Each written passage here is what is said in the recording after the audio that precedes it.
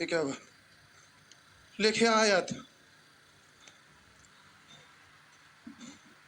लिखिए वैसा वैसा समानांतर चतुर्भुज, गला बैठ गया है, गला बैठ गया है। वैसा समानांतर चतुर्भुज जिसके प्रत्येक कोण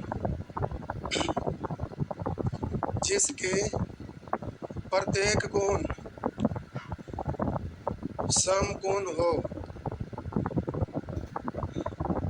जिसके प्रत्येक कोण समकोण हो आयत कहलाता है।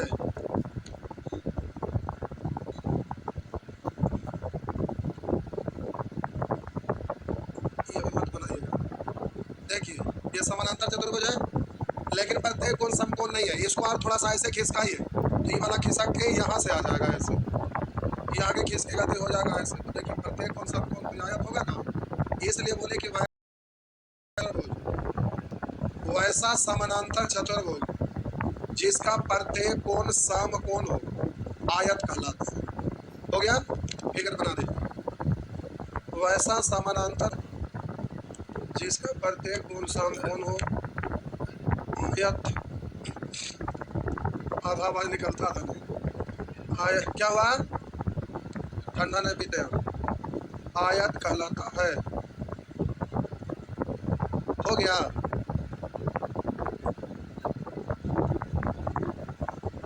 फिगर बनाइए। नीचे लिखेंगे गुण प्रॉपर्टी, नीचे लिखेंगे गुण यानी प्रॉपर्टी,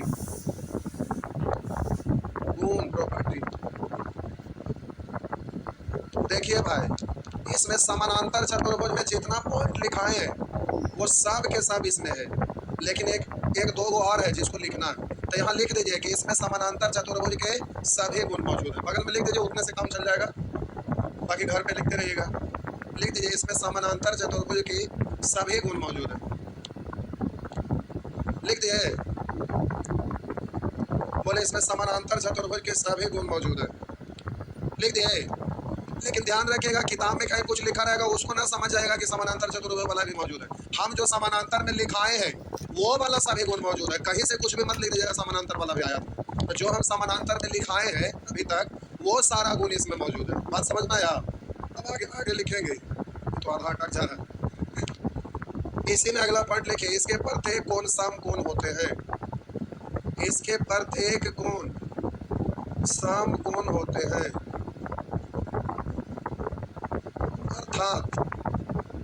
अर्थात प्रत्येक 90 डिग्री के बराबर होते हैं, अर्थात प्रत्येक 90 डिग्री के बराबर होते हैं। अगला ये आप लिख देंगे ऐसे। अगला, इसके विकर्ण आपस में बराबर होते हैं,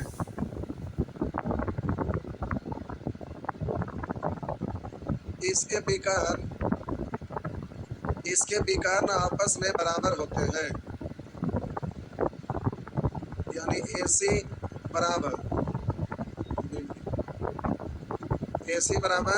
BD। हो गया, ज्योमेट्री में इतना ही है जो उसमें लिखाए थे। अरे 2 पॉइंट और लिखाया, ज्योमेट्री में खत्म। मेंसुरेशन में लिखाने की जरूरत नहीं है, लेकिन लिखा देते जल्दी जल्दी लिखेगा, ज़्यादा हम एक्सप्लेन ना करेंगे, एकदम फास्ट बता दे।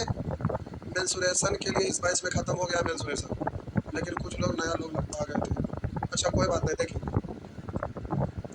हम बोले विकर्ण स्क्वायर बराबर लंबाई का स्क्वायर प्लस चौड़ाई का स्क्वायर। देखिए ये वाला है ना, तो ये 90 डिग्री आता है, 90 डिग्री के सामने वाला इसको क्या पढ़ते हैं, तो चतुर्भुज में कर्ण पढ़ते हैं, त्रिभुज आता है, सॉरी त्रिभुज में कर्ण पढ़ते हैं, चतुर्भुज में उसी को विकर्ण पढ़ते हैं। तो ये वाला निकालना रहेगा, तो त्रिभुज में पढ़ते थे आधार स्क्वायर प्लस लंब स्क्वायर, तो यहाँ विकर्ण है तो विकर्ण स्क्वायर बराबर लंबाई का स्क्वायर प्लस चौड़ाई का स्क्वायर। हो गया ना। अब इसी को स्क्वायर को इधर उधर करेंगे तो रूट निकलते रहेगा।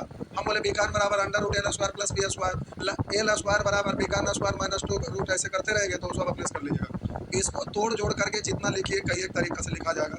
परिमाप बराबर परिमाप बराबर बाहरी सभी भुजाओं का योग, सभी भुजाओं का। या आप बोलेंगे ये वाला एल है, ये वाला बी है, तो L L 2l, B B 2b, 2 को कॉमन लिया तो 2 इंटू एल प्लस बी, यानी 2 इंटू आसमान भुजाओं का योग, 2 इंटू आसमान भुजाओं का योग, ये भी बोल सकते हैं, या 2 इंटू एल प्लस बी। क्षेत्रफल बराबर, क्षेत्रफल बराबर, तो आप जानते हैं कि विकर्ण आप खींचते हैं तो ये काय को त्रिभुज में परिवर्तित हो जाता है, दो को में ना, तो हम बोले त्रिभुज बी सी डी का क्षेत्रफल अगुना 2, तो बी सी डी निकालिएगा तो समकोण है, तो 1/2, ये एल है, ये बी है, एल इंटू बी, ऐसा ऐसा 2 से गुना, इसलिए 2 से 2 कट जाता है, तो हो जाता है एल इंटू बी, लंबाई गुने चौड़ाई, लंबाई गुने चौड़ाई।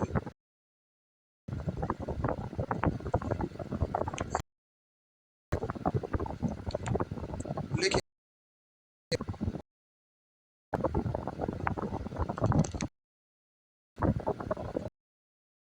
बोलो ना, बोलो ना, लिखिए, यदि आयताकार बाग के यदि आयताकार बाग के बाहर से चारों ओर समान चौड़ाई का रास्ता हो, यदि आयताकार बाग के बाहर से चारों ओर समान चौड़ाई का रास्ता हो, यदि आयताकार बाग के बाहर से चारों ओर समान चौड़ाई का रास्ता हो, तो रास्ते का क्षेत्रफल बराबर, तो रास्ते का क्षेत्रफल बराबर, आइए इधर देखिए, बोले आयताकार बाग के चारों ओर समान, बाहर से चारों ओर समान चौड़ाई का रास्ता, मान लेते हैं ये चौड़ाई आपका x है, तो इधर से भी चौड़ाई x होगा, इधर से भी चौड़ाई x होगा, इधर से भी चौड़ाई x होगा। तो अब इस रास्ते का क्षेत्रफल निकालना है, तो रास्ते का क्षेत्रफल निकालने के लिए 2-3 तरह से आप निकाल सकते हैं। आप डायरेक्ट इस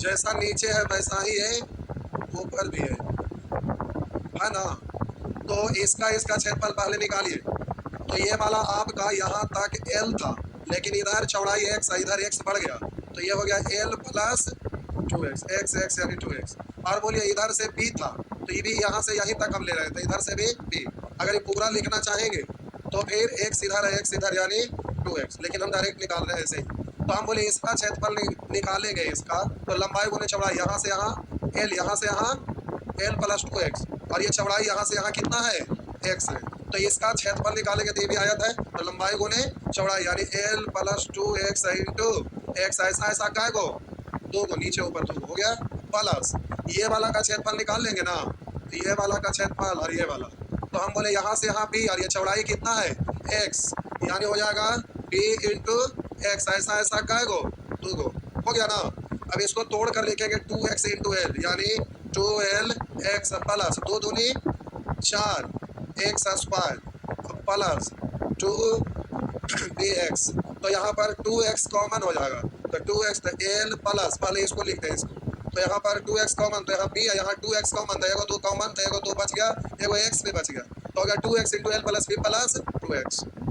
लिखिए, ऐसे भी निकालेंगे, आप ऐसे भी निकाल सकते हैं, बाहर वाला का क्षेत्रफल में से अंदर वाला का क्षेत्रफल घटा देंगे, उससे भी निकल जाएगा, बाहर वाला माप के द्वारा क्षेत्रफल निकालिए और अंदर वाला माप का क्षेत्रफल निकालिए, दोनों को एक दूसरे में से घटा दीजिए तो भी आपका आंसर निकल जाएगा। आगे थोड़ा स्पीड में छापिए ना, दोनों हाथ से एकदम स्पीड में फास्ट फास्ट छापिए।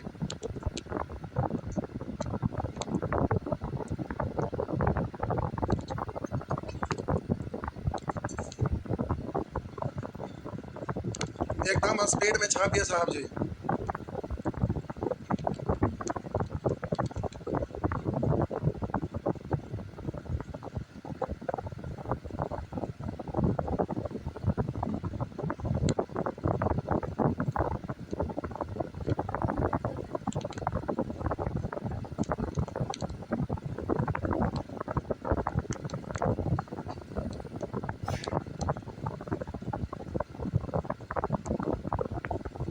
हो गया,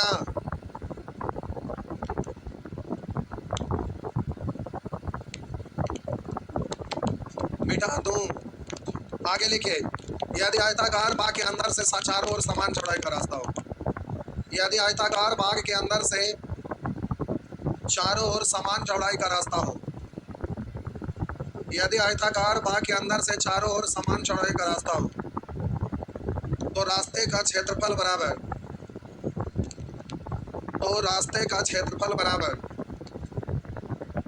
यदि आयताकार भाग के अंदर से चारों ओर समान चौड़ाई का रास्ता हो तो रास्ते का क्षेत्रफल बराबर 2x into l plus b minus 2x। केवल प्लस को माइनस कर लीजिएगा, बस ये वाला ये वाला माइनस। आगे लिखिए, अगला पॉइंट लिखिए, हो गया। अगला पॉइंट लिखिए, यदि आयताकार भाग के अंदर से लंबाई तथा चौड़ाई के समानांतर दो रास्ता एक दूसरे को लंबवत काटता हो, यदि आयताकार भाग के अंदर से लंबाई और चौड़ाई के समानांतर दो रास्ता एक दूसरे के लंबवत काटता हो, तो रास्ते का क्षेत्रफल बराबर, हो गया। लिख दे, इधर देखिए, ये चौड़ाई के समानांतर रास्ता है और ये लंबाई के समानांतर रास्ता है। देख लीजिए, ये आपका लंबाई के समानांतर, ये लंबाई है, इसके समानांतर ये रास्ता है, और ये चौड़ाई है, इसके समानांतर दो रास्ता एक दूसरे को लंबवत काटता हो। यदि आयताकार भाग के अंदर से लंबाई और चौड़ाई के समानांतर दो रास्ता एक दूसरे के लंबवत काटता हो, यदि रास्ते की चौड़ाई समान हो तो रास्ते का क्षेत्रफल, लिख दीजिए, यदि रास्ते की चौड़ाई समान हो तो रास्ते का क्षेत्रफल। तो बोलिए, ये आपका x है चौड़ाई और ये भी आपका x है चौड़ाई। यदि चौड़ाई समान हो तो रास्ते का क्षेत्रफल। एक फिगर तो ऐसे बनेगा, इधर देखिए, ये चौड़ाई के समानांतर रास्ता है ना, ये चौड़ाई के समानांतर रास्ता है ना, और ये वाला रास्ता लंबाई के समानांतर है ना, और एक दूसरे को लंबवत काटता है ना, तो रास्ते का क्षेत्रफल देखिए, ये लंबवत काटता है तो इस रास्ते का क्षेत्रफल। तो ये ऐसे बनाएंगे रास्ता या ऐसे बनाएंगे, कोई फर्क नहीं पड़ेगा, समान क्षेत्रफल होगा। ये लंबाई वाला, ये लंबाई वाला, ये चौड़ाई वाला, ये चौड़ाई वाला है। तो डिजाइन ऐसे बनाइए, अब ऐसे बनाइए, बात तो बराबर। अब इस रास्ते का क्षेत्रफल निकालेंगे तो मान लेते हैं आयत की लंबाई l है और चौड़ाई आपका b है।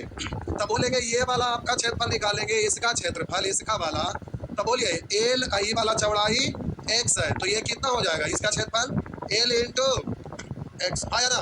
और ये वाला का क्षेत्रफल निकालेंगे, ये वाला का क्षेत्रफल, ये वाला का क्षेत्रफल निकालेंगे तो आप बोलेंगे b है, चौड़ाई कितना है x, तो ये क्या पढ़ेंगे b इंटू x। लेकिन यहाँ पर वाला दो बार ना काउंट हो गया, इधर से भी और इधर से भी, तो एक्स्ट्रा हो गया ना, तो ये x है और इधर से भी x, यानी वर्ग हो गया, तो वर्ग का क्षेत्रफल ये वाला दो बार काउंट हो गया है, ये वाला प्यारे आपको दो बार काउंट हो गया।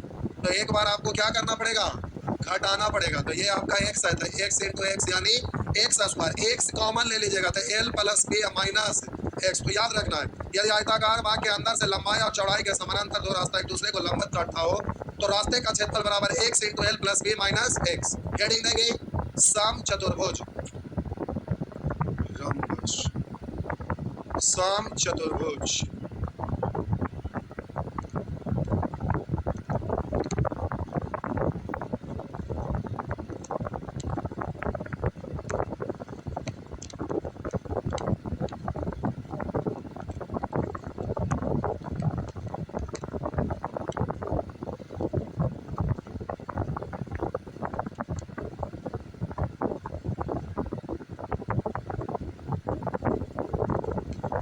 हो गया, नेक्स्ट मिटा दो, हेडिंग देंगे सम चतुर्भुज, सम चतुर्भुज। प्यारे ये आपका सम चतुर्भुज है।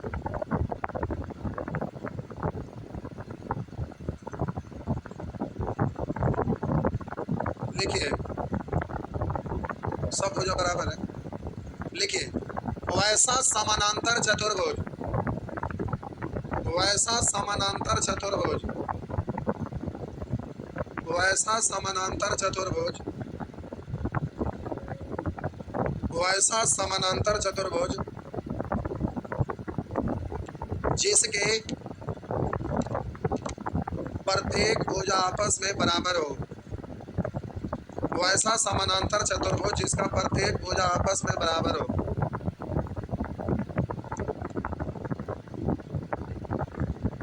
तथा कोई भी कोण समकोण न हो।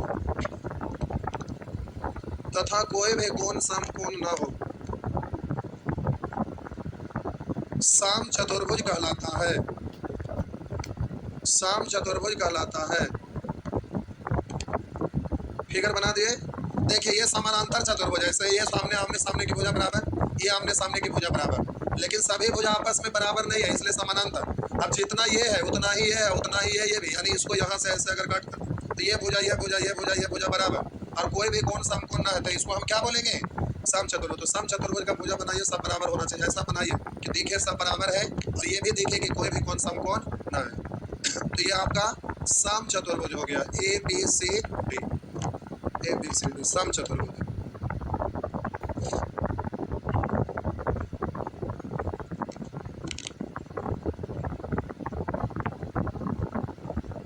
हो गया।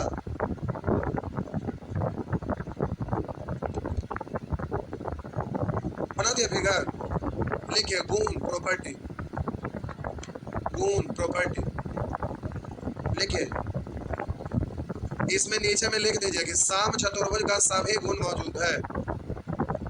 लिख दीजिए कि इसमें साम चतुर्भुज के सभी गुण मौजूद है, यानी साम चतुर्भुज में जितने भी पॉइंट लिखाए हैं ना, सॉरी समानांतर चतुर्भुज के सभी गुण मौजूद है, यानी समानांतर चतुर्भुज में जितने भी चीज लिखाए हैं ना वो सब इसमें मौजूद है। एक पॉइंट और लिखा रहे हैं एक्स्ट्रा उसके अलावा।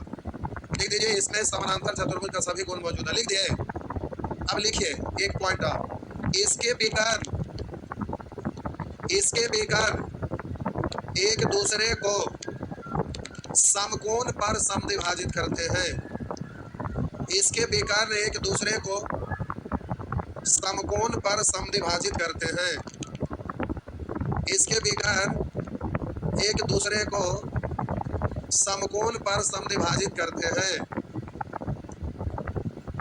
देखिए मान लेते हैं कि इसका सभी भुजा बराबर है और इसकी लंबाई हम ए मान ली, यानी भुजा ए बी बराबर बी सी बराबर सी डी बराबर डी ए बराबर ए हम मान लिए।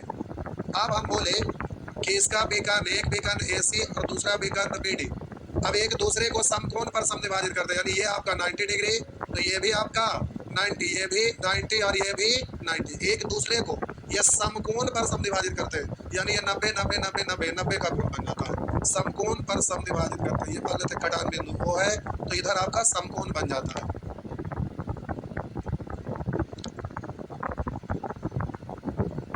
विकर्ण AC बराबर D1 और विकर्ण BD बराबर D2 माना। हम यहाँ विकर्ण AC बराबर D1 मान लिए और विकर्ण BD बराबर D2 मान लिए। तो बोलिए समद्विभाजित करते हैं, मतलब AO बराबर OC और बोले कि OD बराबर OB, है ना। तो आप बताइए ये वाला आपका ये 90 डिग्री है तो 90 डिग्री के सामने वाला भुजा क्या कहलाता है? कर्ण कहलाता है। और आप यहाँ AC को माने हैं D1 तो यहाँ से यहाँ तक यानी AO उसका ठीक आधा है ना, तो इसको क्या पढ़ेंगे? D1/2। इसको क्या पढ़ेंगे? D2/2, ये D2/2। तो अब आपको पता है कि A² यानी 90 डिग्री सामने वाला कर्ण, A² यानी कर्ण स्क्वायर बराबर आधार स्क्वायर प्लस लंब स्क्वायर, यानी D1/2 का स्क्वायर प्लस D2/2 का स्क्वायर, उधर जाएगा रूट हो जाएगा, तो A बराबर अंडर रूट D1 का स्क्वायर/4 प्लस D2 का स्क्वायर/4, मूल बट्टा के नीचे बट्टा तो एक साथ रूट चढ़ जाएगा, तो 1/4 ऐसे लिखेंगे। ये D1 का स्क्वायर प्लस D2 का स्क्वायर। अब बोलेंगे 1/4 का रूट निकालेंगे, 1/2 इधर लिखते हैं। तो हम बोले इसको रूट निकालेंगे तो आप पढ़ेंगे A बराबर 1/2 इंटू अंडर रूट D1 का स्क्वायर प्लस D2 का स्क्वायर, यानी जब भी आपको भुजा की लंबाई निकालना रहे और विकर्ण दिया रहे तो 1/2 इंटू अंडर रूट पहला विकर्ण का स्क्वायर प्लस दूसरा विकर्ण का स्क्वायर। उनको डोला के देखिए बेहोश तो नहीं होगा, अच्छा बच रहे। गर्मी का दिन है, कहीं लू मारने तो दिक्कत। तो A बराबर 1/2 इंटू अंडर रूट पहला विकर्ण का स्क्वायर प्लस दूसरा दूसरा बेकार का स्क्वायर। हो गया ना?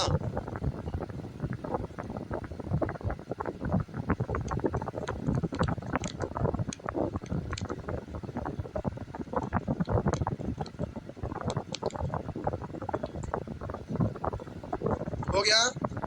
आगे लिख दे, मिटा दूं? लिख दे, मिटा दूं?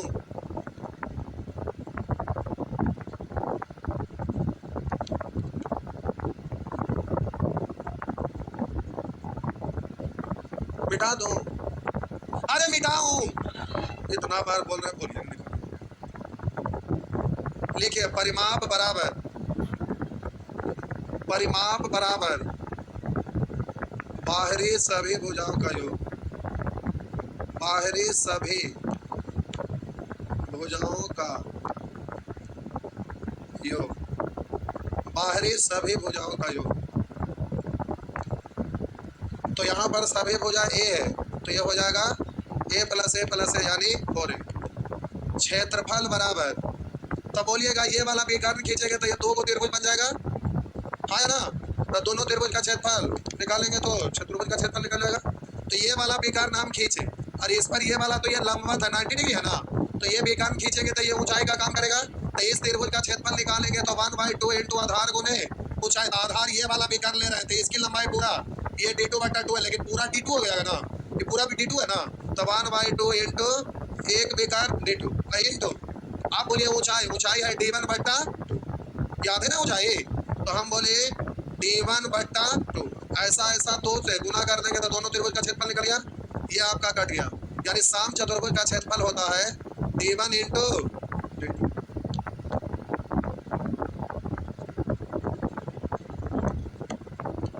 अच्छा, ये वाला भी 1/2 है तो बच लेना, सॉरी 1/2 इंटू d1 इंटू वो वाला नहीं लिखे, ये बटा 2 है ना, यहीं पे काट लीजिए ना, छोड़िए उसको, वहीं पे काट, ये वाला काटिए, अच्छा लगा। 1/2 इंटू d1 इंटू d2, तो क्षेत्रफल हो जाएगा सम चतुर्भुज का क्षेत्रफल 1/2 इंटू दोनों भी कर्णों का गुणन। हो गया ना? हो गया। अब प्यारे बच गया वर्ग और समलंब। अगला दिन होगा। अब हम क्या करें, धीरे धीरे आप लिख रहे हैं, हम तो स्पीड में लिखाइए रहे, क्या बोले? हम धीरे धीरे लिखा रहे हैं, हम तो इतना बार बार बोल रहे हैं लिखिए मिटाऊं मिटाऊं मिटाऊं, क्या बार बोल रहे हैं, मिटाई भाई में नहीं रहे, हम क्या करें? जाइए, 3 दिन आपका क्वेश्चन में भी लगेगा।